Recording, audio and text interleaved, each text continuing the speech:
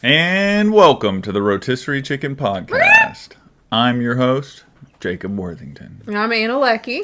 She's also a host. Yeah, I also do this. She's my compatriot. Yeah. I've bound myself in the eyes of the Lord with her mistakes. Yeah, we're going to be like a ball of snakes before long. Like, you ever seen just a ball of snakes? Yeah. They get all wound up and tied up with each other. That's our future. I'm grateful for your prediction, which brings me to our episode, which is on predictions. I know we've done a Premanoikins episode. Yeah, Premanoikins are pretty cool. Yeah. What do you got? What are you doing? So what we are covering today is the top, or the ones that I like the most, Simpsons predictions. Yeah. These are fascinating to me because I know there are so many. Yeah, I kept finding lists that were like top 10, and then the one that I looked at was like 30, and then there was another one that was like 49 Simpsons predictions. Yeah, and The Simpsons was a show that I was raised on, and I love The Simpsons. I find it hilarious. I love the writing, and I remember hearing about some really, really crazy Simpsons predictions, but also I think there's been some recent episodes that have context of what might happen in the future, which is also creepy because it kind of makes you think about if a Simpsons episode covers this mass global occurrence, or you're like, is this going to happen one day? Like, it kind of gets in your head. It could. We could be watching Simpsons episodes that... There is one that can I tell you about one that aired recently? Sure. It was about a global blackout, energy blackout, where all the electricity, at least in like a country or something, stopped working. And I'm like, I don't know. Could happen. I don't know, but I'm excited to hear it. Okay. So we're going to get right in. I think I have 27, so we're going to try to... Some of them are more interesting than others, but let's say you're trying to make a prediction. Okay. Or you have the ability to predict something. What do you think would be of value to predict?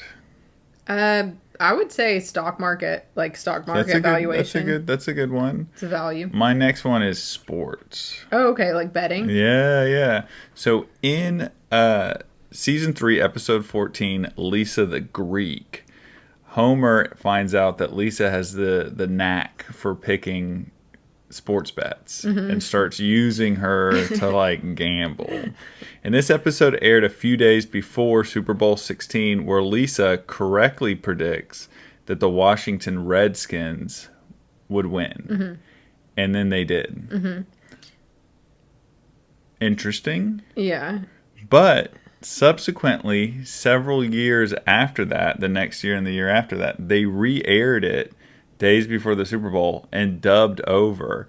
And Lisa again accurately predicted that the Dallas Cowboys would win. And they did it several times, finally ending in Super Bowl 19, where she accurately predicted that the 49ers would win over the San Diego Chargers. It was the same episode, but they changed what she said each time? They just recorded a new version where she predicts. Well, so this is what's interesting to me is that were these wins big upsets or were they kind of recognized as what was predicted? Well, a lot of times with the Super Bowl, it can go either way, because these are the two best teams.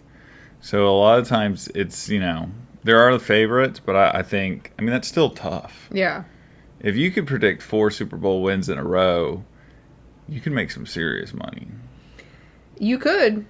Maybe we should wait till they air this episode next time and then hedge our whole life savings on it. Every single thing we own, just hedge it on that. Yeah. Hey.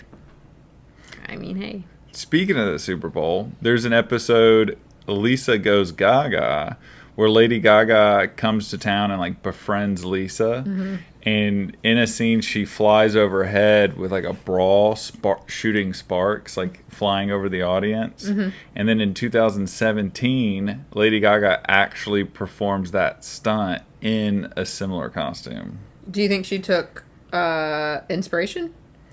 Could be. There are some on here that aren't actually predictions, but they're things that Simpsons portrayed and then the people in real life ended up copying. I will say I'm probably going to be a bit of a skeptic to these, so I am going to challenge all of them, but it's not because I'm trying to be a dick. It's because I'm trying to just probe it. Well, there's a couple on here that are like, oh, dang. There's a couple on here that are kind of dumb, but I put them at the front. Keeping with the sports theme, season 25, episode 16, You Don't Have to Live Like a Referee. Homer is brought in by the FIFA like World Cup to be a referee because apparently they're like embroiled in a bunch of scandals and corruptions and like fixing games. So they bring in Homer, who then gets pressured to fix the games. Ultimately, he decides to call a fair game, what leads to Germany winning the World Cup. Okay. And it's really funny because in the episode, there's an executive trying to hire Homer, and he goes, we've been embroiled in all kinds of speculations and corruptions. He's like, even just now, I believe I'm being arrested. And there's like two dudes start arresting him at Homer's house.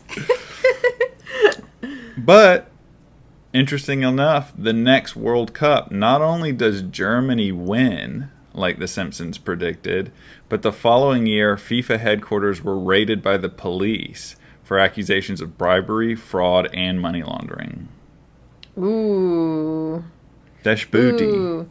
But so this is what I'm thinking about this is that so Matt Groening, that's his name, right? The creator. Yes. Maybe he has just a really good pulse on the buzz, the gossip of what occurs out in the world. And so he can, maybe he got word that FIFA rigged stuff or that, and it kind of inspires his writing for the episodes. I don't know. Could be. There's the show Psych, where this guy who has like a photographic memory and he's also like really good at deduction pretends to be a psychic to like work with the police, but he's just actually really good at putting pieces together. Yeah. Maybe they're so good at satire that they put pieces together before they even happen. And that's a good point. I think sometimes people do pick up on very subtle, minute details that they're able to construct a storyline within it that's actually pretty accurate. But I mean, I'm sure some of these are unexplainable. I think books do this all the time too. Is that a great writer, will have a really good idea, and then he'll write a story, and then 4 years later, the things that inspired him to write that story actually end up happening. Yeah. So, keeping with our sports theme,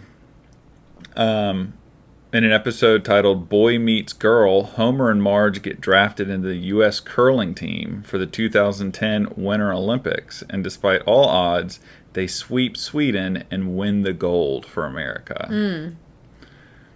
8 years later, in real life, in the 2018 Winter Olympics in Pyeongchang, nailed that one, the U.S. won gold over Sweden. Wow. See, that's a weird one. Thank you, Simpsons. We need to start betting on curling. We're gonna put all our money in on Simpsons. I don't know what curling is. Curling is a sport where they throw a big rock on ice. White people. And these dudes slide down sweeping to kind of move the ice in a way where it'll stop on like a bullseye. Is it a white person sport? Yeah, of course. It's ice. It's just all the ices are kind of white people's sports. That's why they made the movie Cool Runnings, where everybody was like, it was crazy that Jamaicans were going to be bobsledders. Is that crazy? Yeah, they never had a bobsled team. Which, ironically enough, that was predicted by The Simpsons. What? No, it wasn't. Okay. It wasn't. They didn't predict Cool Runnings. Okay. All right, I think this might be our final sports one, but this starts moving into life imitating art rather than actual predictions. But in an episode called Hungry, Hungry Homer, Homer goes on a hunger strike to protest the Springfield Isotopes baseball team moving to Albuquerque. Only a year later, in actual Albuquerque, a baseball team moves to Albuquerque, and they allow the citizens to vote on the name, and the citizens vote on naming the team the Albuquerque Isotopes in honor of the Simpsons. Ooh. Well, but could you call it a prediction, though? It's a manifestation, but isn't manifestation kind of a prediction? I think it's like an infinity loop. You don't know. You know? We've covered our time episode where I talk about how I feel like the past, the present, and the future all are happening simultaneously. So maybe they created, but then it happening. Existed. Yeah, exactly. You're really blowing my mind here, buddy. Dude, who knew the Simpsons were? Wait till we get deeper into some of these. Okay. This is another one, art imitating. I got my scuba suit. I'm ready. This got my snorkel. This is another one, art imitating life. Or no, life imitating art. Homer Palooza, in the episode Homer Palooza, Cypress Hill performs Insane in the Membrane with the London Symphony Orchestra. Which is a great song. And, you know, the London Symphony Orchestra, I'm sure, made it even better. Yeah. But in July 10th, 2024, Cypress Hill went to London to the prestigious Royal Albert Hall and did perform Insane in the Membrane with the London Symphony Orchestra. The rapper said, "It's been something that we've talked about for many years since the Simpsons episode first aired." So I guess Simpsons made it. It was rattling around in Cypress Hill's head, and then when they had the opportunity, they were like, dream come true. That's very similar to the last one. That's why I put them together. Yeah. It's a theme. We're moving through themes. I wish Simpsons would make an episode about us. Tell us what Or to we do. become super successful and all our dreams come true. Yeah. Maybe they're Rotisserie wish Chicken really makers. takes off. Or they're wish makers. And if you want to make bets using the Simpsons predictions, you are not far off for stock ideas. Okay. Because when you dish upon a star, season 10, episode 5, shows a 20th Century Fox logo with a division of Walt Disney Company below it to poke fun at its parent company. But eventually, in July 2018, Disney did buy Fox Century. So they predicted their own sell-off to a different company. Which also makes the Simpsons Disney characters now. Yeah. I could see that. I could see that internal information, though. No, so it said it was unbeknownst to them that they didn't know this. And I think this episode, this is season 10. So that's like 20 years ago. Do you think Matt Groening is a psychic? I think there is a blurred line between creativity and psychic intuition. You're telling me. You need a. When I bought lottery tickets today, you should have let that Did creativity. you buy lottery tickets? I bought a lottery ticket. When do we find out if we won? Friday night. Nice. So this goes into a few predictions that all came from the same episode, which is a pretty like famous, big, popular episode. Season 6, episode 19, Lisa's Wedding. Yeah. Where Lisa looks into the future at her own wedding. In the episode, the boyfriend has like a botch, like a failed wedding proposal, and to like call it off and like change the plans, he takes a phone call into his watch, which some says predicts the voice recognition of like smartwatches, which wasn't invented till 2013. Yeah, that is really cool. In 2000 or season 6 of The Simpsons is like 1996. So yeah, and so the iPhone wasn't a thing. No, none of that was a thing. But you could say that cell phones were barely a thing. Oh yeah. Yeah. That same episode, all the phone calls made were video chats using a video screen instead of a phone. Which is another prediction that we would have these video chat, FaceTime. You and me right now. You and me right now. Us right now. Yeah. In that same episode, there is a shot of London because Lisa's husband or future husband is from England. There's a shot of London with Big Ben. The joke is that Big Ben in the future has a digital face instead of like the traditional clock.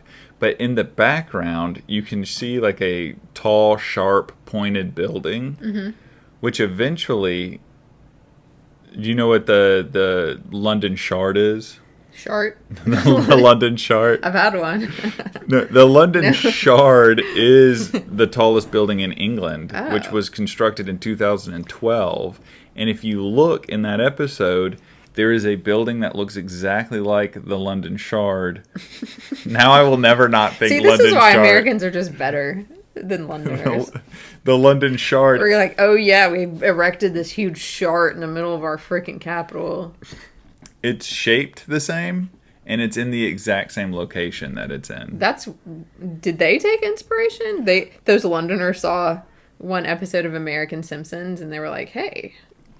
I also wonder how much of this is just seeding ideas. Yeah. So that people who are working on stuff, they don't know that they've been influenced. Maybe The Simpsons is the ultimate psyop. Maybe. What do you think? Well, let's save it till the end. So, keeping with our technology theme, same season, episode 8, Lisa on Ice. The bully, what is his name, Rolf? He puts a memo on his Apple Newton to beat up Martin, and it translates into eat up Martha. I love The Simpsons. So it's like poking fun at autocorrect. Eat up Martha. And when Apple was working on like the iPhone, the employees knew that autocorrect would be like a tough thing to figure out. Yeah. And so they really wanted to get it down. And they would quote eat up Martha to each other while they were working on the project, as in like, we want to avoid eating up Martha. Okay, what did it predict? Well, that was just the autocorrect. It wasn't really a predict. Yeah, it did predicted, they eat up Martha in real life? It predicted autocorrect, and also that autocorrect would be shitty. Yeah, which it is, because I don't know how many times my phone has told someone to go duck themselves. Do you text that a lot? With the boys. That's how the boys communicate. Interesting. Another one, season 3, episode 24. Homer's brother, half-brother, who's played by Danny DeVito, strikes it rich by creating a baby translator. And now there's a cry translator app that apparently can accurately translate your baby's needs. How accurate do you think it is? I have no idea. It can't be that accurate. Well, maybe. I think somebody tried to make an app recently where I think you record the sounds your cat makes and it translates your cat meows. What if we recorded Beans and Frito and it was just like, there's no way Epstein killed himself. And what? There's no list? How are you running clients or running, trafficking women, but who are you trafficking to? And I would only be half surprised because I know what household they live in. Yeah, I would expect them to have that. So they probably pick up some stuff, Like parents, like babies. Yeah. Here's a couple throwaway fun ones. In the episode Itchy and Scratchy the movie, there's a billboard where Scratchy's head is cut off and blood splurts onto the road at cars as they drive by the billboard. Yeah. Well, that same effect was used to promote Kill Bill Volume 1 in 2008, where, Beatrix Kiddo, Uma Thurman's character, is cutting someone and then blood spurts onto the sidewalk from the billboard. Also, this is a different one. We're going to move quick through these middle ones because they're kind of throwaways. Let's do it. There's an episode, New Kid on the Block, where Homer gets kicked out of an all-you-can-eat buffet and then he sues them for false advertising. Which eventually happened in 2012 and 2017. And ironically enough, one of the cities that the lawsuit was brought up in was Springfield, Massachusetts. Is that where The Simpsons is based? I know it's Springfield, but isn't there a Springfield, Missouri? There's a Springfield, Illinois. There's a lot of Springfields. They never bring up where it is, but I think that it's answered in the movie. In The Simpsons, the movie, I think they do answer which state it's in. Okay. What if they were like Hawaii? Springfield, Hawaii. I think that would be evident. Definitely not Hawaii. This one seemed like a little bit of a stretch, but Homer's paternity coot. Coot. Homer believes a man is his long-lost biological father, and they end up going on a submersible journey to hunt sunken trailer. To hunt sunken treasure. Sunken trailer. Eventually, Homer gets stuck in a coral reef, and his oxygen levels get depleted. Oh, no. And he goes unconscious, only to wake up 3 days later in the hospital. Oh, no.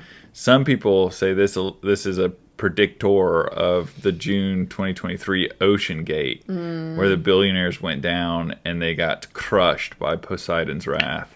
I'd have to watch this, but I want to say no because the Ocean Gate was such a very specific. Yeah, if his happening. If his half-dad was like a billionaire and they went down to see the Titanic, then I would be like, okay. Yeah. But I don't think that one counts. How many cartoons have had like a submarine mishap? You know?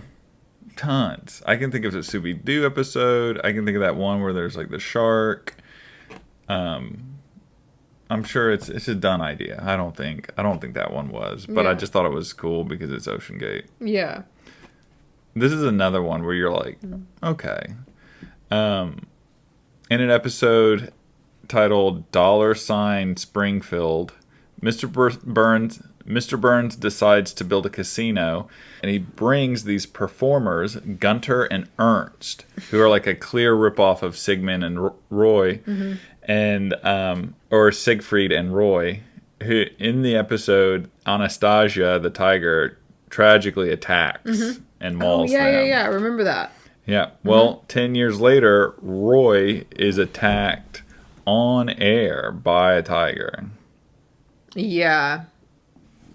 So. Yeah. But a lot of people are like, yeah, a tiger's attacked. It doesn't take a rocket scientist to be like, you've been performing with tigers for 30 years. My argument with that is you could probably have predicted Steve Irwin's death was going to be attributed to some kind of animal prior to it happening because Steve Irwin would straight up get into the gator's gussy.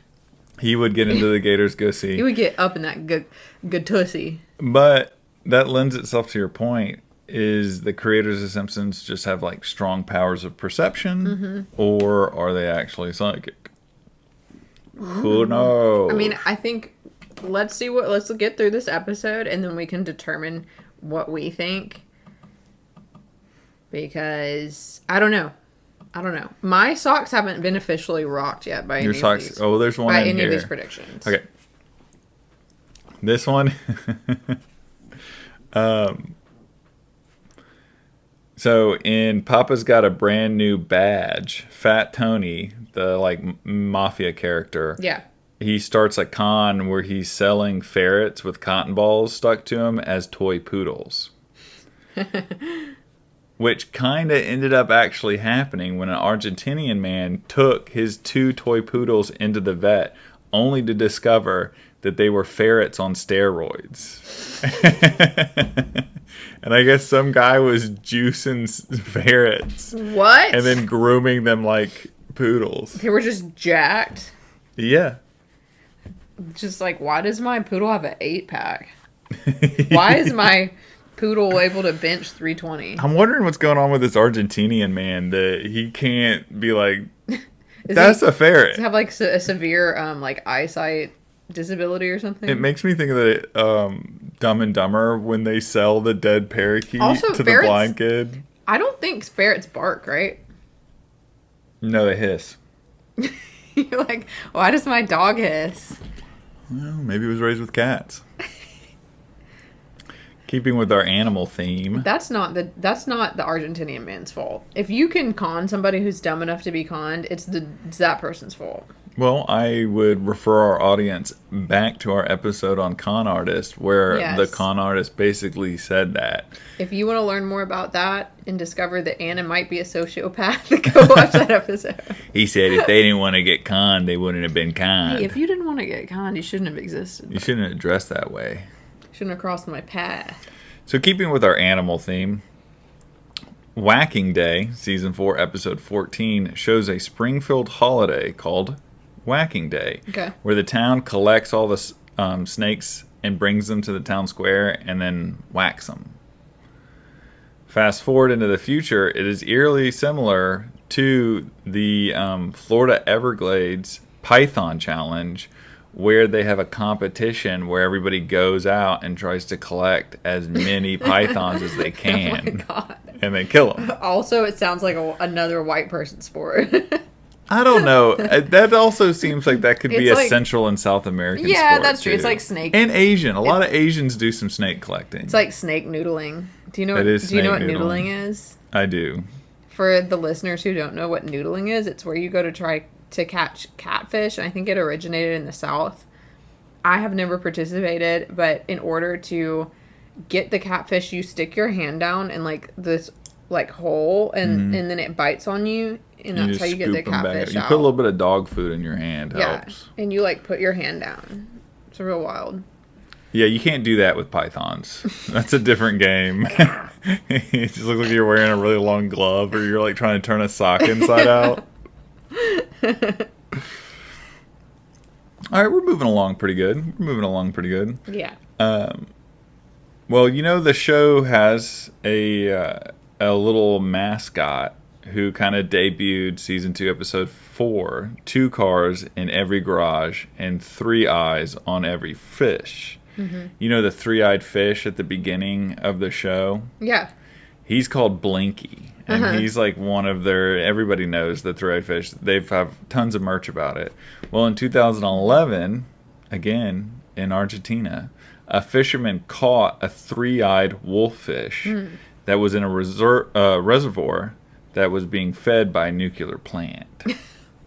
Which is why Blinky is the way Blinky is because the Springfield nuclear plant is like running into their We're so water. cooked. You realize that? How cooked we are? We've got steroid ferrets and 3-eyed fish. I mean, we're cooked.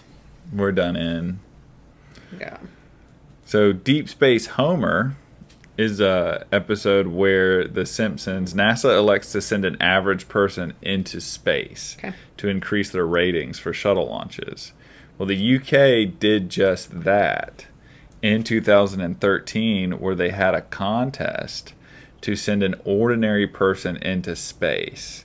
The winner was a 25-year-old man named Oliver Knight, who beat out 250 candidates and was shot into space. Pretty fun.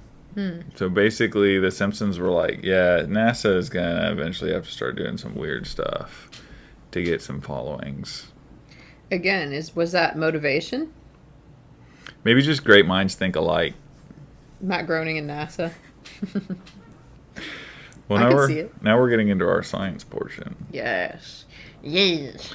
I don't know how to really say this name, but in season 22, episode 1, Elementary School Musical, Lisa and her nerd friends are watching the Nobel Prize like winners, and they've got like a sheet where they're picking who they think are going to win for each one, and seeing it's kind of like, you know how people do like NBA brackets. Yeah. They're doing that for the Nobel Prize, and if you freeze, it's just for a second. If you freeze, you'll see that Milhouse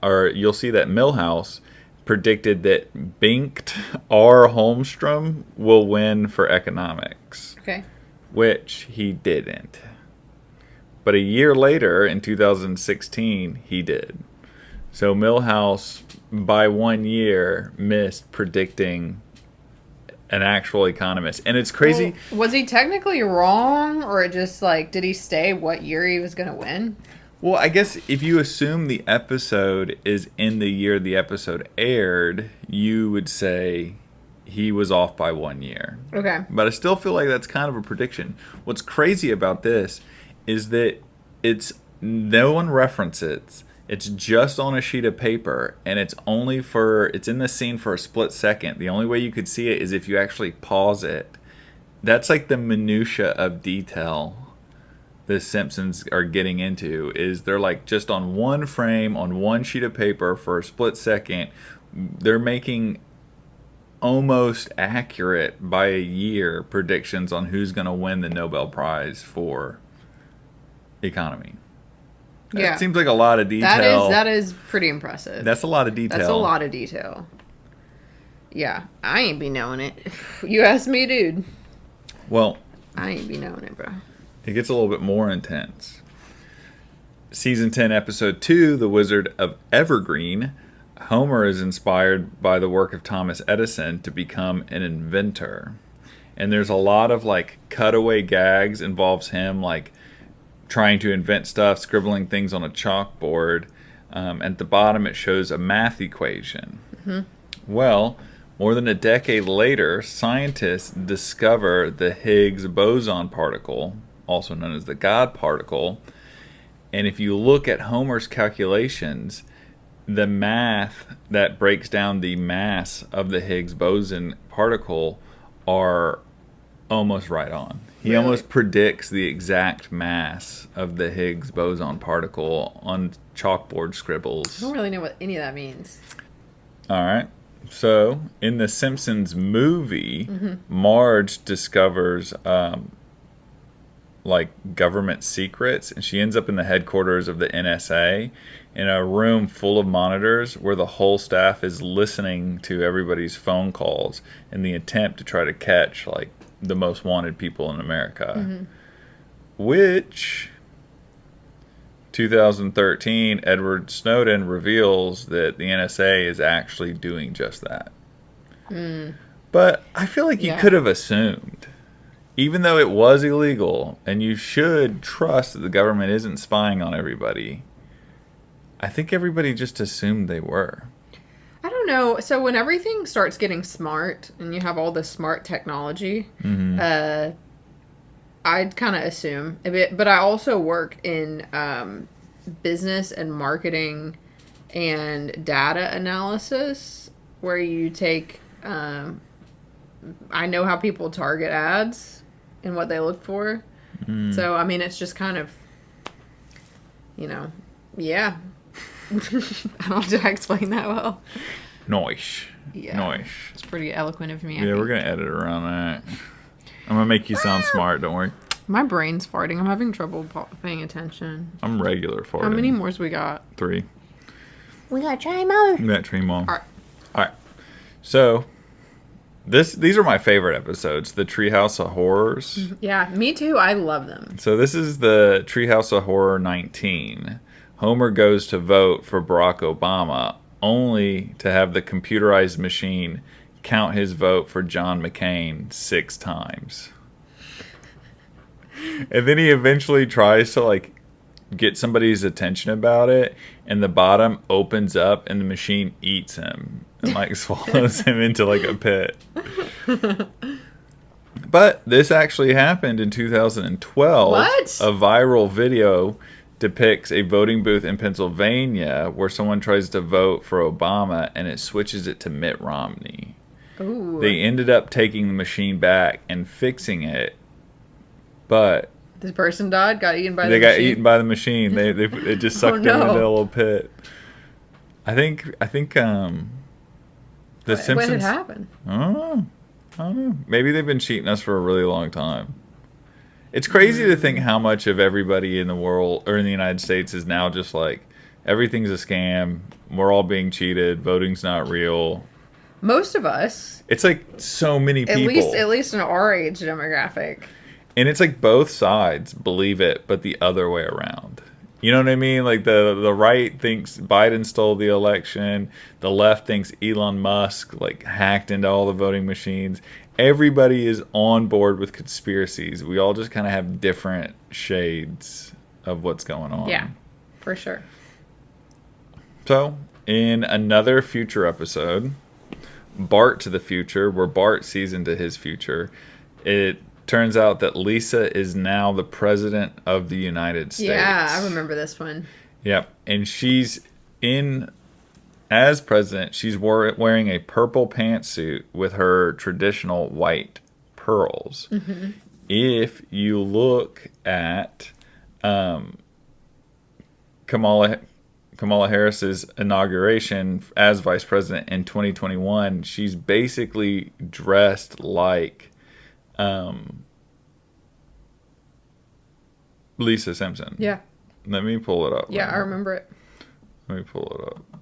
Because it's... How do I get to things on my computer? But yeah. It won't let me put a Google Chrome icon on the desktop. Every time I've tried it, it's like, nah, dude. Use Microsoft. Too good, bro.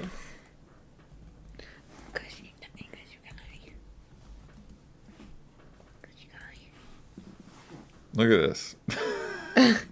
I mean, she basically stole Lisa's fit. Hardcore. But if that was true, wouldn't that imply that Kamala was going to be the president? Well, I mean, she still might. She might run again. I don't think so, but... I don't know. But she might. I don't know. Lisa does in this episode... they do say that she's the first straight female president. Which implies that... Sorry, you got a hair on your face. Which implies that there was a gay female president before Lisa.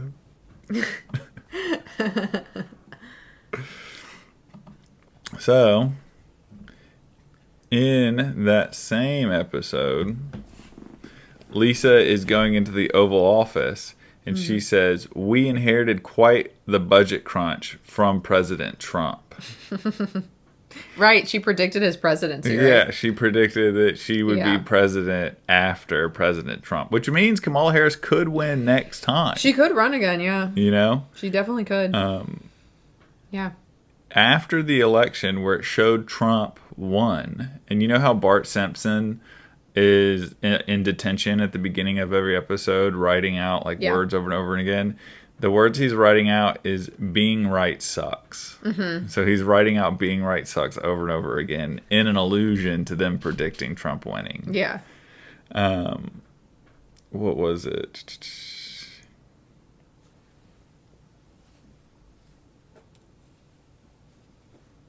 Oh, the producer Al Jean noted on Twitter after the Trump announced his election that he was running for 2024, that was the year they predicted he would win. Not the first time, but in the episode 2024. They were predicting that he would win in 2024. And I guess they were right. They were right. If you're from the past, they were right. So yeah. Is that it? That's it. That's kind of wild. Yeah, I mean, the Simpsons definitely predicted a bunch of stuff. I think the God particle, mass equation, is the most interesting one. It is. Art imitates culture, which imitates life, which imitates... Mm-hmm. You get what I'm saying. Yeah. It's... So, oftentimes, I think some shows and... especially ones as popular and as plugged into society, almost in the same vein as South Park, might have a good read on predictability because they are so plugged into the current happenings of culture. I would not be surprised if South Park, instead of writing kind of current event, cultural subject matter, if they decided to take a shot at the future, they might be right. Yeah. Yeah. I mean, I'm sure there's some examples of South Park being You look giant in that, and the way you're sitting, this forced perception makes you look like you're like a Amazonian woman. I'm 7 feet tall. The Simpsons predicted that. They were like, "Jacob, you will marry an Amazonian woman." Yeah. Well, for anybody wondering, I have to sit on a pillow every time we record this, so I don't look very small. She looks very tiny, and I kind of slouch down to kind of create this idea that we're only like an inch apart in height. But no, she's very small. I'm a small person, but somebody told me who hadn't met me that I seem tall. Yeah, I could. It's the audacity. All right, y'all. That's been our episode.